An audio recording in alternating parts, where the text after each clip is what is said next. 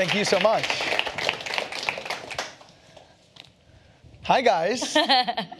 Welcome to Google. Thank you so much for having me. So I loved the book. The book opens actually with something I did myself in college, which is that I went to The Price is Right. No way. I did not know that. I did, and I didn't get on The Price is Right. I actually, my friend got the door prize, and that was as close as we came. But you made it on The Price is Right. Yeah. And that's a big, the impetus for a lot of what happens to you after. So I'm just curious, if you were so good at hacking The Price is Right, why don't you do this with other game shows? Well, I actually have something very funny to share that I haven't talked about much. Okay. So after the whole book journey, and this is like last year, I realized, the book tour's coming up and I needed some money to fund the book tour. So a couple friends of mine got a message that a game show, a brand new game show was filming like 10, 15 minutes from where we live. And we checked online and the final tickets were for the next morning at 6 a.m. So we canceled our plans the next morning, showed up, we used the same Price is Right strategy, and 4 hours later, I walked away with a brand new car. And sold the car, and that helped fund the book tour. So maybe your next book should be about how to hack onto national television shows where you can win money.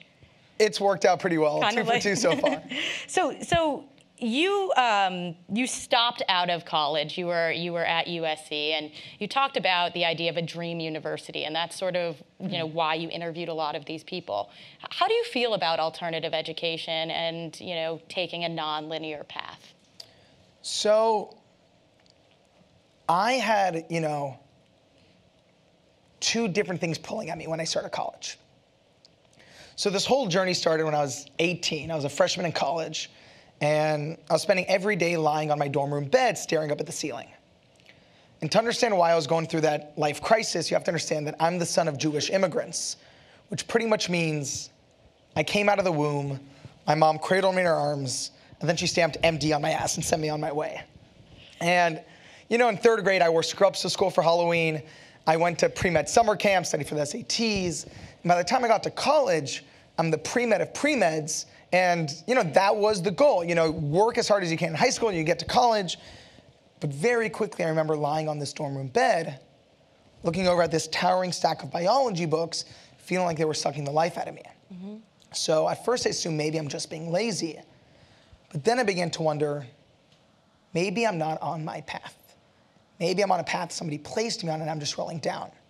So, when we go back to the idea of, traditional universities versus a nonlinear one, I wasn't finding the answers I was looking for in traditional classes. So I just did what I thought was natural. I just started Googling it. I started Googling it and I started going through business books and biographies and self-help books. But eventually I was left empty-handed. Because what I was looking for is I wanted to figure out when nobody knew their name, when nobody would take their meetings, how did they find a way to break through? How did Gates sell his first piece of software out of his dorm room when nobody knew his name? Mm-hmm. How did Spielberg become the youngest studio director in Hollywood history when he was rejected from film school? So to me, I actually don't think they contradict. Being in a traditional university and taking a nonlinear education can actually go hand to hand. For me, I made my own hybrid. I was in school and I went to go find the answers myself. And what I've learned is that when you take your education into your own hands, that's when you actually start going on the path that's going to change your life. That's awesome.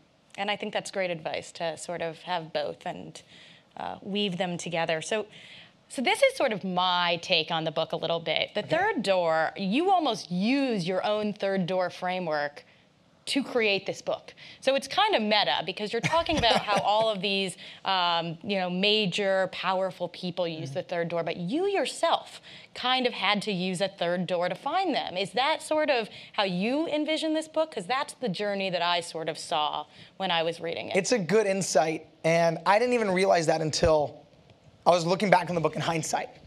So the whole premise and thesis of the book is that after spending 7 years tracking down the world's most successful people, when I had started, I had zero desire to find that one key to success. We've all seen those TED Talks or business books, and normally I just roll my eyes. But what I ended up realizing is that every single one of these people treats life and business and success the exact same way. And the analogy that came to me is that it's sort of like getting into a nightclub. There's always 3 ways in. There's the first door, the main entrance, where the line curves around the block, where 99% of people wait around hoping to get in. And then there's the second door, the VIP entrance, where the billionaires and celebrities go through. And what school and society never talk about, they always make you feel you either have to be born into it or you wait your turn like everybody else. Yep.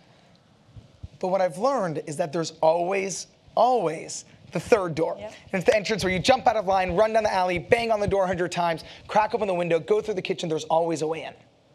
And what I've realized is that not only did all these people who I interviewed take the third door when it came to launching their own careers, I had no choice but to do it too, because to my surprise, Bill Gates doesn't do interviews with random 19-year-olds.